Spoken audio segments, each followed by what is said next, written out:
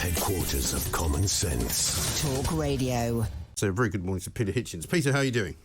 Morning. Before we get into the Russian/Ukraine scenario, I don't know whether you've seen that Boris Johnson video this morning, have you? I regret to say I haven't. Oh, okay. Well, I'll tell you what, can we play it to him? Could we play it again in a way that he could see it? Is that possible? Are you guys ready for it? Not yet. Okay, we'll come back to that. Let's talk a bit about the your education story that you put in your column this morning. We'll come back to Boris Johnson. You, like me, a big fan of grammar schools. I went to one. I presume you probably did as well. No. I was partly privately educated. Oh, okay. Well, then you should hang your head in shame. But never mind. Well, I don't think so. But I'm joking. No. But I mean, I think it's perfectly. I am actually against private education in general, the buying of privilege. I don't see how you can stop it. I don't blame my parents for trying to get it, though in fact it was probably unnecessary in my childhood for them to spend the money they did spend. But in general, I think if you had a proper state education system, then private schools would shrink. Yes. No, listen, whenever I have the debate, and I haven't had it for a while actually, because I generally don't think private schools should exist. A lot of people say to me, who are very ordinary working people, they say, yeah, but our schools are so awful where we live that we have to pay to put our children into school, otherwise they wouldn't get a decent education at all. That's true. You know, which is a terrible indictment. But you were talking about the white paper that came out today, or last week rather. Last week. In which only 65% of Key Stage 2 pupils managed to attain a level which you would think would be just an average level, really. Well, I don't know. My guess would be it's a pretty low level. If you ask most English primary schools these two simple questions: do you get the children to chant their times tables, or do you use exclusively the only effective reading teaching method, synthetic phonics, when teaching your children to read? You will not get a direct answer. The head of the school will say something like, oh, well, we test them in their times tables, or they will say, there are some that do it, but very few, or they will say, we'll use a mixture of methods to teach children to read. I think just examples, the simple things that children need to know before they can set out on secondary education, how to read, write, and count, are not actually being effectively taught, despite the fact that we know how to do it. Because I think teachers and educationists in general despise proper teaching as authoritarian and won't do it. And that's one of the reasons. But the other reason for it is that the primary schools used to be under great pressure in the days when we had selection by ability at the age of 11, to actually make sure that their pupils were able to take the fairly straightforward test, which existed at that time, the 11 plus. And which I took. The test is much maligned now, and there were many faults in it, and its inventor, Cyril Birth, has been discredited in many ways. But the fact was, it was an effort to try and overcome class prejudice in selecting people for good state schools, and to make sure that people who came from poor backgrounds were not discriminated against. So I think we should be careful about dissing it entirely. I think I would replace it with something else myself, but to just remember that. And the thing is that as a result of the grammar schools being trashed by both Labour and Conservative governments in the 1960s and 1970s, that pressure on primary schools was removed. And at the same time, all kinds of fads and modes in education came in. The whole idea of teaching children in rows to learn things went out. And as a result, people come to secondary school, in many cases, quite unable to benefit from it because they can't read or write or count properly, and they haven't been taught basic knowledge.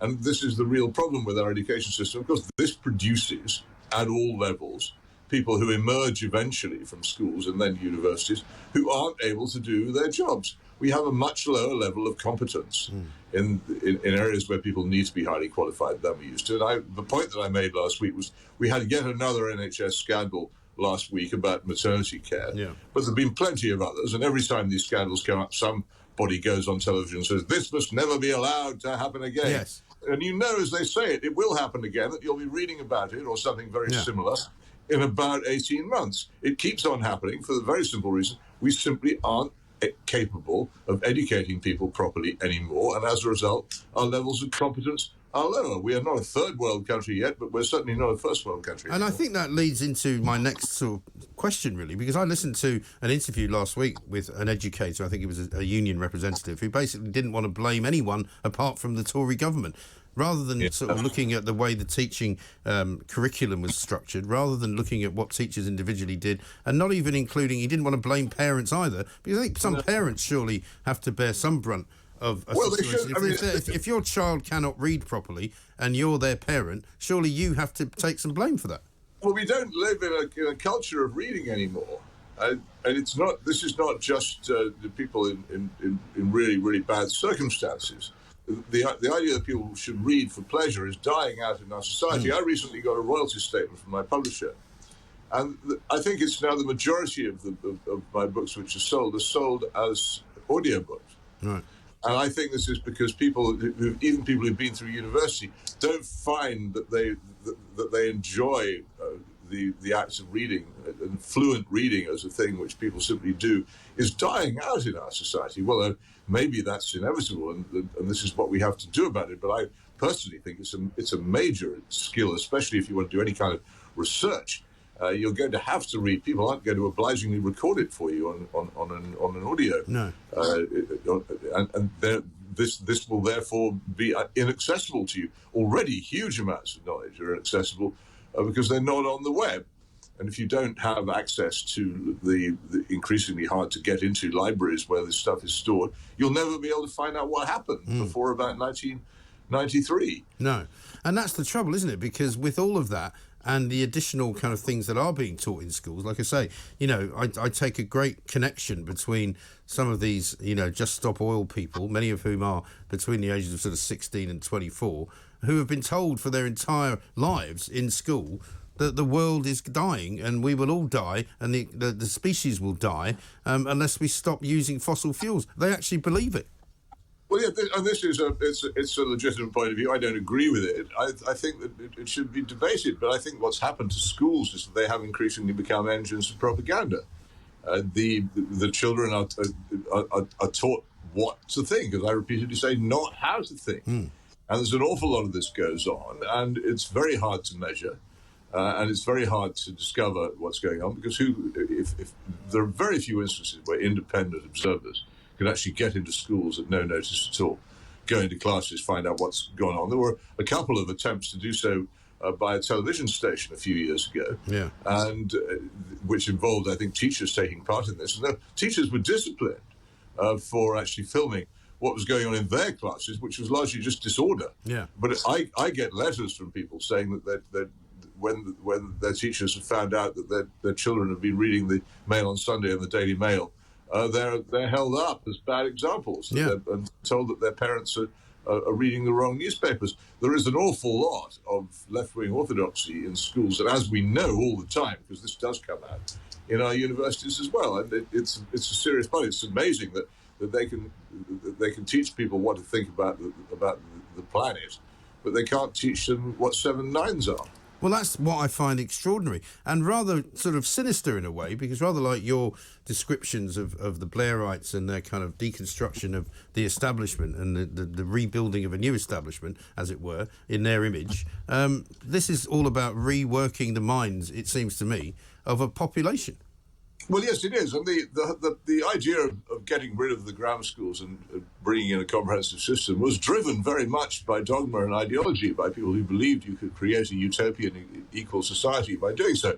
They were, of course, hopelessly wrong, because one of the things which has happened as a result of the crushing of the grammar schools is that education is far more unequal than it was in the middle 1950s. The best state schools, and they're not, in my view, very good, but let's accept that they're the best comprehensive schools, and the Sutton Trust and Teach First have done research on this, it's not just me saying it, are socially exclusive. That is to say, they have very low proportions of children on the general measures of policy. And we all know why this is, because of the catchment area trick, and also, of course, because of people who suddenly discover religious belief around about the time they're getting their children into secondary school. Yeah. So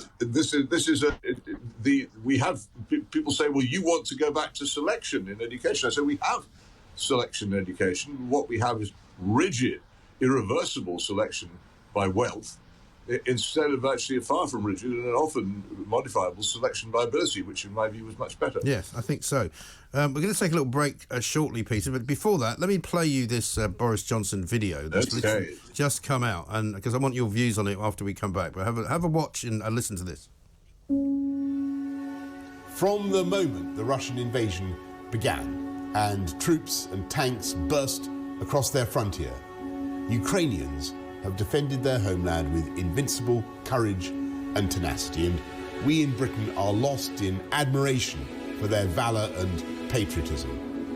Our job is to do everything we can to support them. Back in 2015, 7 years before this invasion, we sent a military mission called Operation Orbital to strengthen Ukraine's armed forces. And by the time Vladimir Putin launched his latest onslaught, Britain had trained over 22,000 Ukrainian soldiers.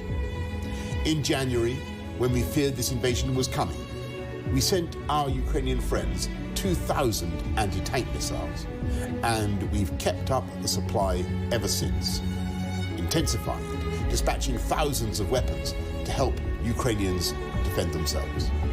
We're sending Star Street missiles to protect against air attack, javelins and M-Lords to defend against Russian tanks.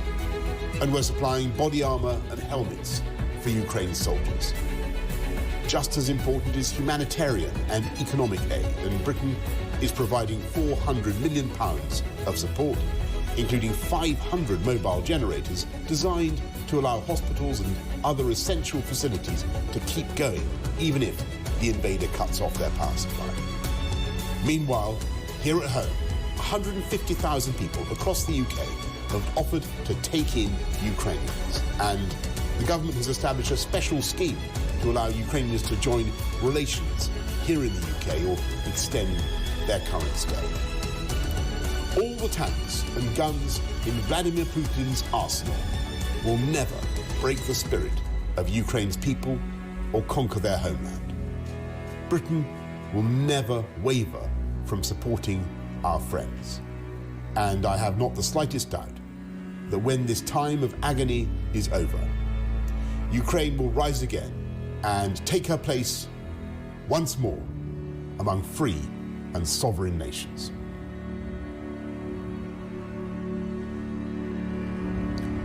All that's missing at the end is this message brought to you by Halliburton PLC. We'll get Peter Hitchens' views on that coming next on Talk Radio. Bold Talk. Talk Radio. Listen on your smart speaker. Watch it live on your smart TV. The world headquarters of common sense. Talk Radio.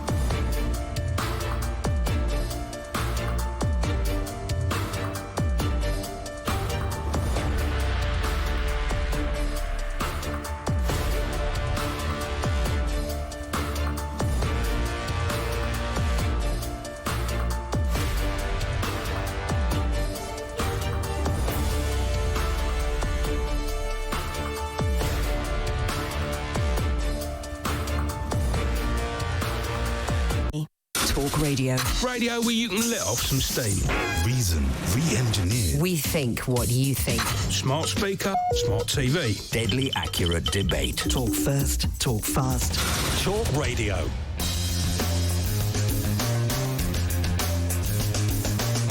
Welcome back to the Independent Republic of Mike Graham right here on Talk Radio. We're talking to Peter Hitchens, Man on Sunday columnist, of course, author as well. We were talking about education, but just before the break there, I played Peter a video which has just been issued by Boris Johnson on his Twitter account. Rather well produced, rather polished, you might say. Peter, what did you make of it? Well, I was trying to think of any precedent for it. For instance, like you, no doubt, I remember the Falklands War 40 years ago. When the issue was extraordinarily simple, and that is to say a piece of British territory on the far side of the world had been invaded by a fascist junta without any conceivable excuse or legality, and our Navy and other armed forces were busily taking it back. And I don't remember, I have to say, Mrs. Thatcher making a video about it. And my problem with all of this is that it's short on explanation as to what British interests are in this conflict and why we are so profoundly involved in the supply of weapons, and why we would feel that, the video correctly points out, of course, that the weapons were supplied before the Russian invasion, and that is itself interesting. Those are my initial thoughts on it, but I can't think of any other instance of a British Prime Minister making such a film. Or doing actually anything comparable to that in any conflict, even in ones where we were far more directly involved. No attempt was made by any British Prime Minister to offer any filmed explanations to why we were in Northern Ireland, for instance. No. Although I suppose we do. For a very, very long time. Why is the Ukraine war so important to the British government? And my view, as you probably know, is that this is really a war between the United States of America and Russia, in which Ukraine is being used as a battering ram by both the United States and Russia now. And that I wish it could be stopped as a war, because I see nothing but suffering and misery and death and torture and horror ahead for the actual people of Ukraine, and who would wish that on them. And I stand here amazed. All my young life, the world was full of conflicts, and immediately they began, the General Secretary of the United Nations would announce an attempt to mediate and bring peace about. I had seen no sign of any serious attempt to pressure either side into making a peace agreement which would spare the poor people of Ukraine from any further suffering, from being turned out of their homes or being blown to bits. And I think that it's very odd to witness a war, a major war between heavily armed armies in Europe, and no serious United Nations intervention to bring an end to it. Yeah, it does seem odd. I mean, we do live in a very media-driven, social media in particular, driven age. Short videos are the thing. You know, we get told that all the time in our business, you know, that people like to watch a short video. They won't watch a long 2-hour interview, which feeds more into what you were saying earlier about the education of our... That's okay. But can I just interject something here? Because I need to say it on every occasion when I speak about this. I utterly condemn as barbaric, lawless and disgusting the Russian invasion in Ukraine. I have to say that because after this interview between you and me is over, people will go onto social media and claim that I am here defending Vladimir Putin or justifying the Russian invasion. These lies and smears are now an actual integral part of British politics. Yeah. Any dissent on this issue is immediately subjected to misrepresentation and falsehood. And so I have to say this in explicit terms. I condemn this invasion. I'm totally against it. I think it is stupid, wrong, barbaric, and absolutely unjustifiable, and without any sort of defence to it. So I just need to make that clear the record. And very well said. And I know that, and I would never doubt that about you, Peter. But here's the thing. You don't have to wait till the end of the interview, but it's already started. You know, I've already been accused of playing Boris's video to you in order to bash Boris rather than to bash the cause of the invasion, which is Vladimir Putin. Clearly wrong. It's entirely within my brain cell capacity to be critical of Boris Johnson for making a video like that while still condemning Vladimir Putin. Some people seem to think that's an impossible position to hold. But we increasingly live in the sleep of reason, monsters are born. We increasingly live in a country in which free speech, although technically permitted, is punished in various ways and actively disapproved of. There were people last night calling for me to be charged and imprisoned simply for dissenting from the general line about this. We are now in a society in which people are happy to say openly that they do not believe in free speech and they think that people who disagree with them should be locked up. It's very dangerous. War hysteria in 1914 destroyed pretty much the civilized world for 2 generations and did a grave damage to personal liberty as well, I might add. If we have another bout of that, then I don't think there'll be much left. Well, there was a very interesting debate going on Twitter yesterday, not including me, but it's just something I was watching, between 2 people, one of whom who said, "I stand with Ukraine" in his bio, but insisted on referring to the Falklands as the Malvinas, and insisting that the British people who live there had no business at all wanting to be able to preordain their existence. And his opposition was pointing out the irony of that. Well, yes, quite. But I think you'll find that this is astonishing. This is a left-wing war. The people who, back in the 1980s, were profoundly against NATO, who wanted the West to disarm, get rid of its nuclear weapons, and generally give in to Soviet pressure. Their inheritors, in some cases, I would think the same people, are now fanatics for NATO. And although they were quite ready to make compromises and disarm in the face of communist Soviet power, they're bitterly opposed to a non-communist Russia. It's a very fascinating development and an evolution of people. And I think we have to understand the left now likes war. Whereas in all my youth and young manhood, the left was against war. The left now likes utopian war that's supposedly going to improve the world. I very much doubt whether this war in Ukraine is going to improve the world. Horrible things are already happening, as we know, and they will continue to happen, because if you don't like atrocities, my advice is always don't start, condone, provoke, or in any way make it more likely there's going to be any wars. Because if you have a war, you will have atrocities in it, and they will be committed, I'm sorry to say, by both sides. And to use atrocities, therefore, as an argument in favour of your position on the war is not intelligent. War is hell. The best thing to do when it starts is to try to stop it. Okay, where is the pressure? I keep saying, where is the pressure to bring it to an end? There seems to be none, and as you said in your column this week, you wouldn't be at all surprised at the idea that it's a good thing for the West, and certainly for the US and for Britain, to prolong the war in order for Putin to run out of money, ammunition, support. Well, I quoted fascinating quotation from Fraser Nelson's column in The Telegraph on Friday, which he quoted a senior diplomat. Fraser is very well informed, has contacts at very high levels, and columns of his kind have a purpose in journalism, to allow the well-informed to speak to each other more or less over the heads of everybody else. I promise you that quote did not appear there by accident. And what it basically said was that the United States would not be sorry if this became a long war in which Russia was bled dry economically. And that I think may well be what is going on. But there has been for many, many years a faction in Washington, D.C., which has felt that one of the main aims of American foreign policy should be to prevent any kind of resurgence of any sort of power in Russia. And this is, it seems to me, a continuation of that. And it was probably made worse by the Russian intervention in Syria, which infuriated a lot of people in Washington, D.C. And I think they decided that this was the point at which they were going to take action. It's since then that everything has gone really bad. But what is the British stake in this?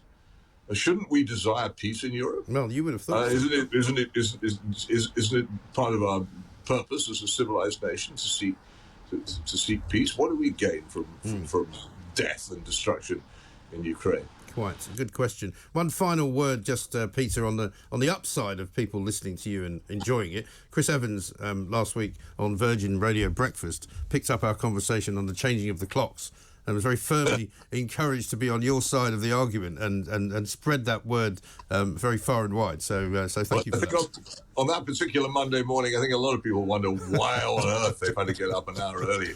But it fades away and they forget it till next time. Yes, I know. Very much like childbirth. Peter Hitchens, thank you very much. Good talk. Hot talk. Bold talk. Talk radio. Listen on your smart speaker. Watch it live on your smart TV. The world headquarters of common sense. Talk Radio.